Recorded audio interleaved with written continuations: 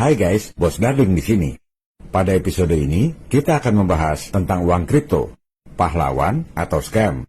Kita mulai dari fakta dan data tentang mengapa terjadi euforia kripto di seluruh dunia. Kripto itu booming sejak tahun 2011 karena 4 hal.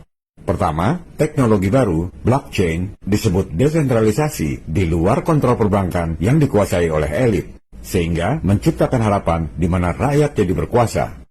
Kedua, propaganda media, gencar memberitakan cerita sukses bisnis kripto. Ketiga, propaganda selebritis dan influencer. Keempat, timbulnya harapan yang besar dari rakyat untuk bisa jadi kaya raya tanpa kerja. Cukup investasi kripto, tidur aja, harganya naik sendiri. Maka meledaklah bisnis kripto di seluruh dunia. Yang dijadikan patokan adalah suksesnya Bitcoin. Memang sukses besar. Sejak dimulai tahun 2009 dengan harga $0, harga Bitcoin di Agustus 2010 10 sen dolar, cuma Rp1.650. Di bulan Maret 2025, 1,3 miliar rupiah. Naik 840 kali dalam 15 tahun. Siapa yang nggak tergiur? Maka mulailah orang-orang pengen jadi pengusaha kripto, ikut-ikutan Bitcoin. Rakyat dikasih tahu, jangan beli Bitcoin, udah mahal sekarang, 1,3 miliar. Beli aja kripto saya, shitcoin. Masih murah nih, cuma 10.000. Nanti akan naik seperti Bitcoin. Rakyat awam yang nggak ngerti apa-apa langsung tergiur. Dipikirnya semua kripto bakal seperti Bitcoin. Padahal enggak.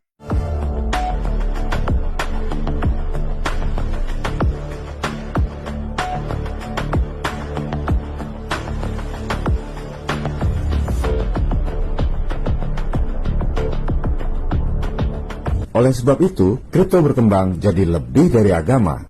Orang-orang pada fanatik percaya tanpa paham isi jeroannya. Lebih fanatik dari percaya pada agama.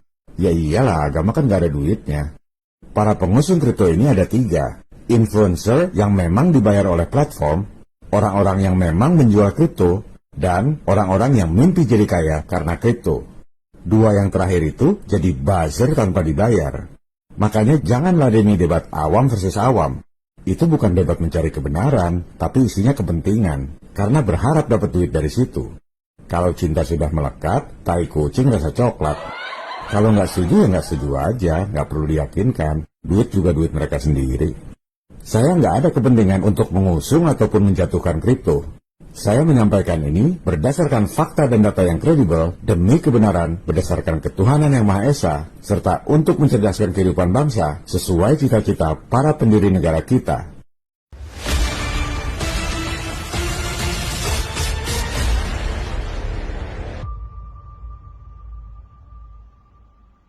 Pada episode ini, kita akan bahas berbagai narasi yang berkembang atau dikembangkan saat ini. Pertama, bahwa kripto adalah investasi yang menguntungkan, harganya akan naik terus. Kedua, uang kripto menggunakan sistem desentralisasi yang transparan sehingga sangat menguntungkan bagi rakyat. Ketiga, uang kripto aman, tak bisa dihack. Keempat, segera rakyat beralih ke kripto, jangan sampai ketinggalan. Istilahnya FOMO, Fear of Missing Out. Kelima, uang kripto akan terus ada, mengalahkan uang konvensional. Kita akan melakukan investigasi tuntas dan singkat terhadap kelima narasi atau mitos tersebut, apakah benar faktanya seperti itu.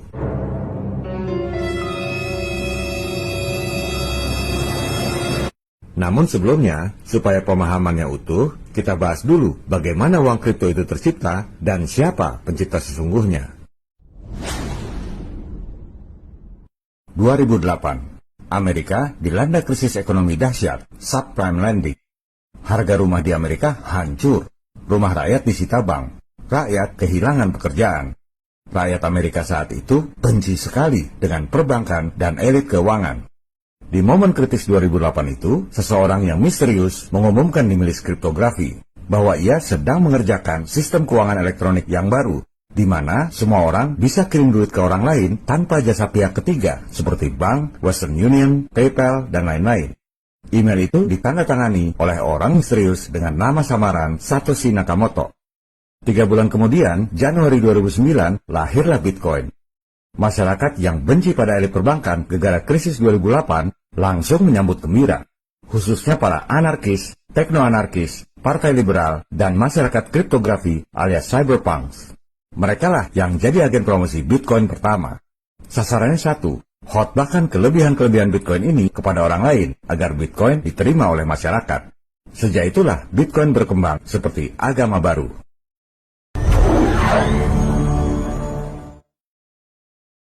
Kita masuk pada pembahasan utama, yaitu investigasi atas 5 narasi alias mitos yang berkembang di masyarakat.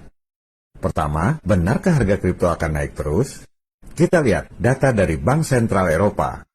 Kripto yang naiknya meroket itu ya cuma 2, Bitcoin dan Ether. Di samping itu, ada sekitar 5-10 lagi yang kenaikan harganya konsisten bagus. Yang 200 lainnya mendelep semua. Di sini kita perjelas dulu tentang logika yang keliru. Banyak awam berpikir bahwa karena Bitcoin sukses, maka kripto lain akan sukses. Sama kelirunya dengan berpikir bahwa karena KFC sukses di seluruh dunia, maka jual ayam goreng tepung pasti bakal sukses seperti KFC. Ya nggak banget. Banyak faktor khusus yang membuat KFC atau Bitcoin itu sukses. Ada 4 hal yang harus kita perhatikan. Harga awal dan harga akhir. Abaikan fluktuasi yang ekstrim di antara itu. Selama harga akhir lebih tinggi dari harga awal, maka kinerjanya bagus. Itu pun harus dilihat setelah 3 tahun lebih. Jadi sudah proven, sudah teruji dengan waktu. Dan keempat, lihat market cap-nya berapa. Kenapa uang kripto harganya naik turun ekstrim?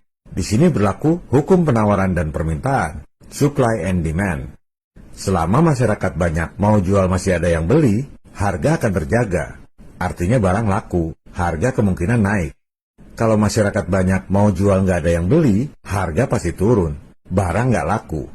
Ini pasar bebas, nggak bisa diatur dengan regulasi. Tapi bisa diatur dengan cara lain. Gimana coba? Bandar. Bandar itu bisa goreng-goreng naikin harga, bisa juga nurunin harga. Dan yang paling banyak dapat cuan dari bisnis kripto adalah bandar. Bukan yang mining atau trading pakai bot. Itu sih kelas teri. Kelas kakap ya bandar ini. Mereka lah yang nanggok untung paling besar dari bisnis kripto. Ini kapitalis, bos. Omong kosong membela rakyat. Yang menang ya yang punya modal, bandar. Mau tahu contoh bandar kakap itu siapa? Soros. Belakangan, Rockefeller juga ikutan. Omong kosong rakyat berkuasa. Dia lagi.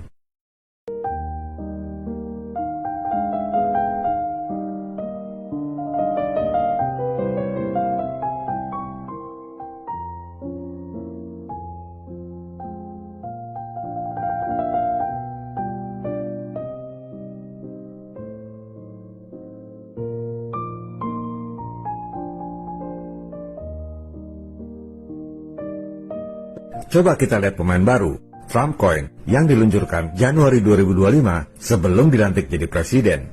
Trump itu, di samping pebisnis, juga familiar dengan judi. Dulu sempat punya kasino, Trump Taj Mahal. Koinnya baru 3 bulan, lihat harga awal dan harga akhir. Harga akhirnya masih 15% di atas harga awal. Sekelas Trump, pasti ada bandar yang jagain harga. Itu pun pasti berdarah-darah bandarnya. Kenapa? Karena Soros yang nggak suka sama Trump pasti hajar habis-habisan supaya harganya turun. Kita nggak tahu ke depannya kuatan mana bandar Trump dengan Soros. Kita bandingkan dengan token Indonesia. Nggak usah sebut namanya. Dari harga awal $3, harga akhir cuma 18 sen. Jeblok, bos. Kenapa? Bandarnya kelas teri.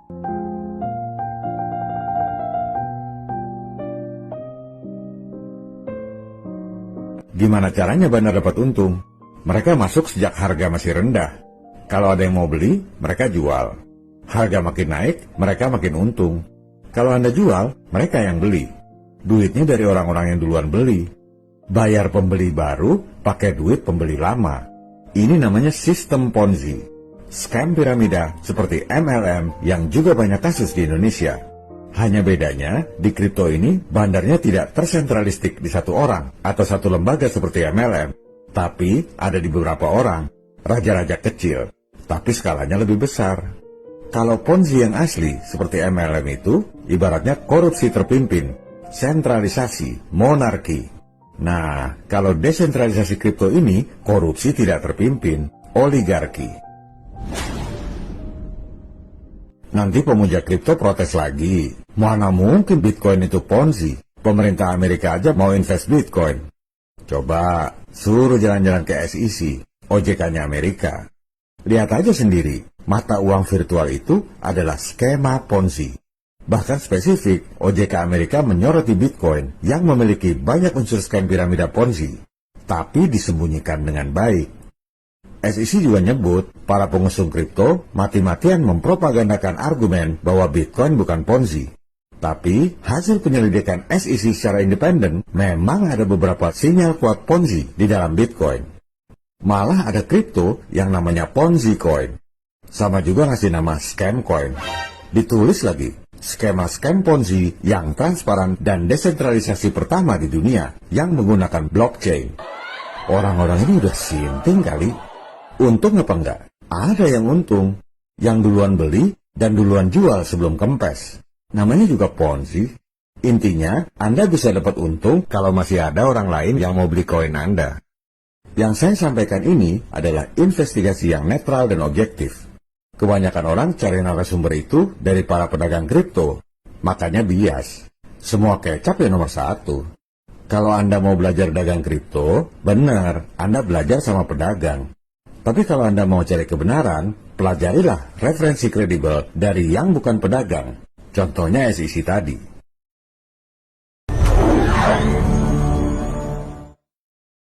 Kedua, benarkah kripto ini sistemnya desentralisasi, transparan, dan tak bisa dimanipulasi? Dulu, janjinya Nakamoto tahun 2009, Anda bisa kirim uang kripto peer-to-peer, dari komputer Anda langsung ke komputer orang yang nerima. Validasi transaksinya dilakukan secara desentralisasi, terbuka oleh siapapun dengan cara mining, transparan. Si penambang melakukan validasi dan memasukkannya ke dalam rantai blok, makanya disebut blockchain. Penambang yang sukses tambahkan blok dikasih hadiah Bitcoin. Tapi pada prakteknya, orang merasa lebih aman jual beli kripto lewat bursa ketimbang transfer langsung antar wallet, baik di Indonesia ataupun di luar negeri. Nah, bursa ini desentralisasi apa sentralisasi? Kebanyakan sentralisasi, bos. Bursa yang ngetop sentralisasi semua. Dikontrol oleh yang punya bursa. Kalau desentralisasi, memang nggak dikontrol satu pihak. Tapi prakteknya, kalau Anda transaksi lama, akhirnya lebih banyak bursa yang sentralisasi. Di Indonesia juga sama, bursanya sentralisasi. Dengan sistem bursa yang sentralisasi, yang memvalidasi transaksi Anda bukan penambang bebas seperti yang dipropagandakan, yang validasinya bursa itu sendiri. Desentralisasi dan transparansi cuma mitos awal yang prakteknya jarang sekali dipakai. Dan bursa yang sentralistik itu bisa korup juga, seperti skandal yang terjadi di FTX. Belakangan, Ether bahkan ganti sistem. Proof of Work alias POW, validator dengan sistem mining yang menghabiskan energi, diganti dengan sistem POS, Proof of Stake. Validatornya nggak perlu nambang, cukup jaminkan modal seperti sewa aset. Makin besar modal jaminannya, makin besar kemungkinannya dipilih sebagai validator. Akhirnya yang menang ya yang punya modal. Apa pengaruhnya validator POS tanpa mining ini? Si validator bisa merubah atau membatalkan blockchain. Dia juga bisa mengotorisasi transfer yang ilegal. Ini yang nggak pernah diceritakan oleh para pedagang kripto. Dengan sistem POS yang nggak butuh mining untuk validasi, 60% stake Ether dipegang oleh 4 provider saja. Oligarki lagi kan jatuhnya. Bisa korup apa enggak? Sementara di Bitcoin, 1% pemegang Bitcoin menguasai 90% Bitcoin di seluruh dunia. Elit juga yang punya, bos. Rakyat itu cuma dapat serpihan sisa makanan yang tumpah dari pesta besar para elit. Tapi paling rame cerita sukses kripto di medsos, makanya rakyat pada bingung.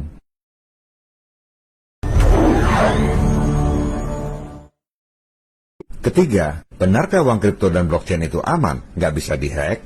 Yang namanya IT sih bisa aja dihack. Tahun lalu, semester pertama 2024, uang kripto sebesar 36,7 triliun rupiah dijebol oleh hacker. Februari 2025 lalu, BBC memberitakan sekitar 18,3 triliun rupiah kripto dijebol oleh hacker. Dan hack itu bisa dari luar, bisa juga dari dalam. Edward Snowden, mantan CIA dan kontraktor NSA, yang dulu bongkar rahasia intelijen ke publik dan sekarang jadi konsultan Bitcoin, sudah berulang kali memperingatkan agar para pengelola kripto memperbaiki sistem keamanan IT-nya. Apalagi dengan adanya komputer kuantum dan AI, bisa menjebol kripto dengan mudah. Itu hack dari luar. hack dari dalam lebih gampang lagi. Tadi kita sudah bahas sistem POS yang diterapkan Ether. Validator yang taruh jaminan gede bisa merubah atau membatalkan blockchain, termasuk menyetujui transaksi ilegal.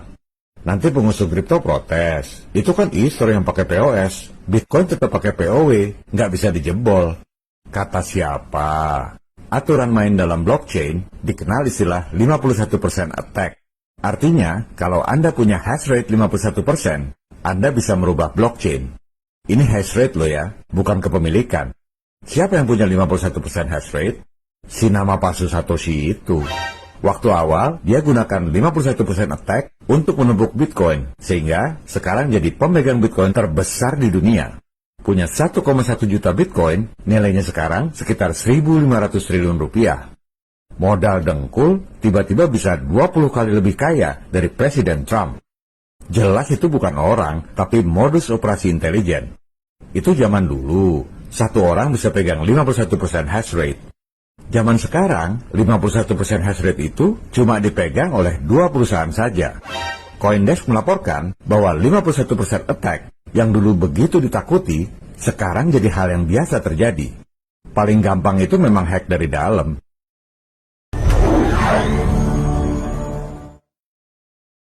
Keempat, gembar-gembor beli kripto di medsos dengan istilah FOMO, takut kehabisan. Yang gembar-gembor adalah para agen influencer dan pedagang kecil. Kadang pakai analisis tabel supaya kelihatannya cerdas. Padahal mereka nggak ngerti permainan bursa global. Harga naik atau turun drastis ya tergantung bandar. Mau bukti? Lihat aja Krismon 9798. Dolar dari 2.500 rupiah naik jadi 15.000. Apa prediksi dan analisisnya? Nggak ada. Bandar besar seperti Soros, bangun tidur mau bikin krisis ya langsung anjlok nilainya. Bandar untung besar dari krisis. Nggak ada prediksi maupun analisisnya. Makanya para analis jagoan di Wall Street nggak pernah kasih analisis di YouTube atau medsos.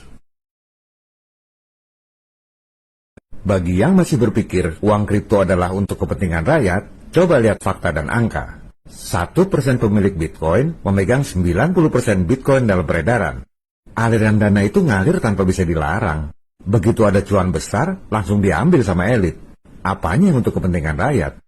Kalau yang 90% itu rame-rame nahan kripto, seperti yang sekarang ini, harga pasti naik terus, karena suplainya terbatas. Tapi kalau yang 90% itu rame-rame jual, langsung jeblok itu harga. Bisa balik ke $1 lagi.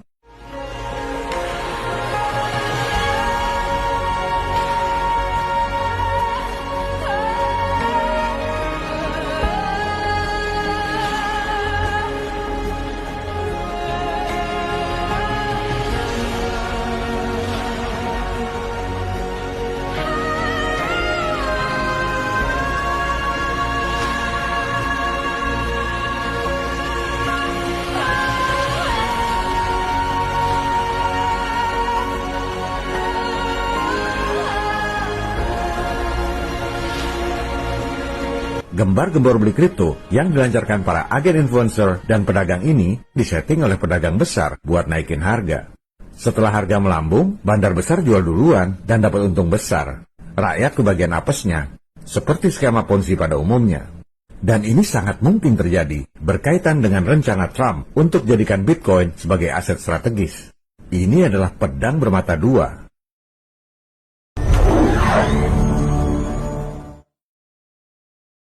Bitcoin awalnya adalah proyek eksperimen yang kemudian sukses besar dari sisi kenaikan harga dan popularitas. Tapi bukan berarti meroketnya Bitcoin, uang kripto lain akan naik juga. Ada 17.000 mata uang kripto, 99,9% jeblok semua. Kalau Anda berjiwa spekulan, bisa aja dapat duit dari kripto. Jangankan Bitcoin, shitcoin, bahkan Ponzi coin pun Anda bisa untung, asal cepat keluar sebelum kolaps. Namanya juga Ponzi. Kalau mau untung gede ya jadi bandar, atau setidaknya jadi bursa. Intinya banyak kesempatan untuk dapat duit dari kripto. Tapi jangan bilang kripto itu untuk kepentingan rakyat, karena 90% uang kripto dimiliki oleh 1% elit. Duta besar kripto yang paling terkenal, Michael Saylor, punya Bitcoin sekitar 660 triliun rupiah. Omongannya dikutip di mana-mana oleh para pemuja kripto. Sang nabi baru. Padahal dia cuma joki, didanai oleh Dupont, anggota darah keluarga Illuminati. Kalau Saylor mati, itu Bitcoin 660 triliun nggak diwariskan ke siapa-siapa. Kenapa? Karena cuma duit titipan. Sama seperti Bill Gates, Mark Zuckerberg, Elon Musk. Nggak ada yang wariskan kekayaan ke anak-anaknya. Semua duit titipan, SPG Illuminati. Dan jangan bilang kripto desentralisasi, karena dua perusahaan yang saat ini menguasai 51% hash rate bisa merubah blockchain Bitcoin. Pada sistem POS Ether, orang bisa jadi validator dengan taruh duit jaminan. Validator POS ini bisa merubah blockchain. 60% modal untuk validasi dikuasai oleh 4 perusahaan saja.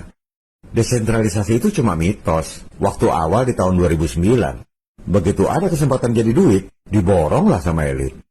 Desentralisasi itu artinya raja-raja kecil, korupsi tidak terpimpin.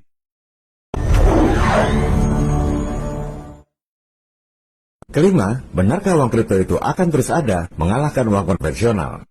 Untuk jangka panjang, jelas sekali rencana IMF, World Bank, BIS, Bank Sentral Eropa, dan lain-lain adalah untuk melemahkan kripto dan mengadopsi sistem blockchain untuk uang digital bank sentral yang sudah kita bahas di episode lalu.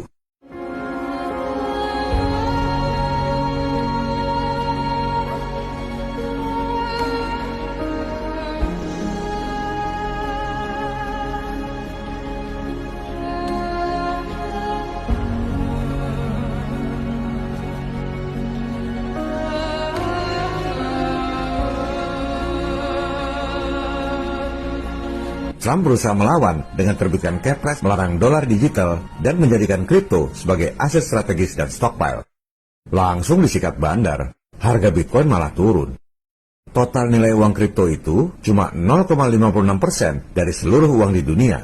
Itu pun baru M2, belum termasuk M3. Kecil sekali. Kalau pada saatnya nanti, elit global memutuskan untuk menerapkan uang digital, kripto akan dimatikan. Caranya gampang, OJK seluruh dunia bikin peraturan agar kripto nggak bisa diuangkan dan nggak bisa diperdagangkan. Bursa-bursa dicabut izinnya. Selesai itu kripto. Saya sendiri, kalau disuruh milih kripto atau rupiah digital, jelas saya pilih kripto. Karena kripto tidak membunuh kebebasan dan privasi kita. Masalahnya, rupiah digital itu bukan pilihan, tapi paksaan dari elit keuangan dunia. Kalau kita tidak melawan. Pada episode lalu, kelihatannya ada sebagian pemirsa yang gagal paham. Rupiah digital kan bagus untuk melacak koruptor. Ini orang nggak ngerti tata negara. BI itu tidak di bawah pemerintah, independen dari pemerintah dan rakyat, tapi dependen pada elit keuangan global. Sejak kapan IMF dan World Bank mau nangkap koruptor di Indonesia? Coba dipakai sedikit akalnya. Elit global nggak peduli dengan koruptor di Indonesia. Yang mereka tekan adalah rakyat dan pemerintah. Misalnya, auto debit potong pajak Anda. Elit global berkepentingan karena uang hasil pajak Anda itu digunakan untuk bayar utang pada mereka. Juga untuk menekan rakyat yang melawan kebijakan mereka. Anda nulis di medsos, mengkritik lockdown atau vaksinasi misalnya. Antek-antek lokal lapor dan seluruh rekening Anda bisa diblokir. Ada juga yang nanya, kalau nggak ada internet gimana? Wah, mereka sudah pikirkan sejak lama. Coba baca pengumuman di World Economic Forum 2017. Tujuan akhir dari cashless society itu bukan dengan kartu atau smartphone, tapi dengan chip yang ditanam di tangan Anda. Bahkan uji coba sudah lama. Chip implan ini sudah ada dari tahun 60-an. Dulu buat tracking paket barang, kemudian buat hewan peliharaan. Lama-lama ya ditanam di tangan Anda. Bisa untuk buka kunci mobil, buka pintu rumah, boarding pass, airport lounge, password komputer, unlock telepon, dan tentu saja untuk pembayaran. Kembali ke penjelasan WEF, dijabarkan pula rencana chip implan akan jadi paspor untuk segala hal. Dan ini bukan sekedar tulisan, Anda sudah lihat sendiri prakteknya di cuplikan video tadi. Jadi yang bilang chip implan itu hoax atau teori konspirasi adalah orang-orang yang buta huruf dan buta kecerdasan. Dikasih data di depan mata juga nggak ngerti-ngerti. Soal chip implan ini juga yang merupakan udang di balik pandemi. Di samping untuk pembayaran, identitas, juga masukkan data-data medis, vaksinasi, dan lain-lain. Dulu Gubernur Ahok promosikan cashless society. Sadar apa enggak ya, kalau tujuan akhirnya adalah chip implan yang dinubuatkan di agama yang dianut. Bagi yang beragama Kristen, kitab Wahyu 13 ayat 16-18 mengatakan bahwa menjelang akhir zaman, semua orang, kaya ataupun miskin, akan diberi tanda pada tangan atau dahinya. Yang tidak memakai tanda tersebut tak dapat melakukan jual beli. Persis seperti tujuan akhir rupiah digital atau CBDC ini. Tanda tersebut dinamakan Mark of the Beast dan nomornya adalah 666. Bagi yang beragama Islam, akhir zaman itu ditandai dengan munculnya Al-Masih Ad-Dajjal. Al-Masih itu juru selamat, Ad-Dajjal itu penipu. Al-Masih Ad-Dajjal bahasa Inggrisnya The Antichrist, juru selamat penipu atau palsu. Dikisahkan dalam hadis riwayat Imam Muslim nomor 2937, Dajjal datang membawa air dan api. Yang kelihatannya air padahal api, yang kelihatannya api padahal air. Dajjal akan mengatakan bahwa rupiah digital adalah air, memudahkan pembayaran, modern, penting untuk ekonomi yang super stabil. Padahal rupiah digital adalah api, perbudakan global yang jauh lebih kejam dari komunis, yaitu di bawah kontrol sang Dajjal. Uang kripto bukan ancaman bagi kita. Uang kripto hanya sekedar eksperimen elit keuangan global yang bersembunyi di balik nama samaran Satoshi Nakamoto. Faktanya, blockchain Bitcoin yang katanya tak bisa ditembus itu dibuat berdasarkan platform bikinan NSA. Kalau di Indonesia, NSA ini BSSN, Badan Cyber dan Sandi Negara. Nama platformnya SHA-256, Satoshi. Nakamoto sendiri, kalau diterjemahkan dalam bahasa Inggris, artinya Central. Satoshi artinya Intelligence, Central Intelligence Agency, CIA. Tujuan utama pembuatan Bitcoin adalah lead bank untuk blockchain yang akan digunakan untuk uang digital bank sentral. Itu semua sudah direncanakan matang. 130 negara, termasuk Indonesia, sedang mempersiapkan. Pasti akan terjadi jika rakyat dan pemerintah diam saja.